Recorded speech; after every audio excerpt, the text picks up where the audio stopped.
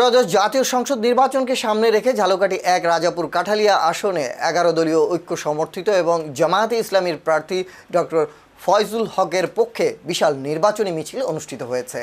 সোমবার ৯ ফেব্রুয়ারি ১১ দলীয় জোটের দাঁড়িপাল্লা প্রতীককে তাকে বিজয় করার লক্ষ্যে কাঠালিয়া উপজেলা জামায়াতে ইসলামীর কার্যালয় থেকে মিছিলটি বের করা হয়। মিছিলটি উপজেলা সদরে বিভিন্ন গুরুত্বপূর্ণ সড়ক প্রদক্ষিণ করে বাস স্ট্যান্ডে দলীয় কার্যালয়ের সামনে সংক্ষিপ্ত বক্তব্যের মাধ্যমে কর্মসূচি শেষ হয়। এতে উপস্থিত ছিলেন দাঁড়িপাল্লার প্রার্থী ডক্টর ফয়জুল হক, জেলা জামায়াতের আমির অ্যাডভোকেট হাফিজুর রহমান, অ্যাডভোকেট শাহ আলম, শিল্পী মালিক আব্দুল লতিফ,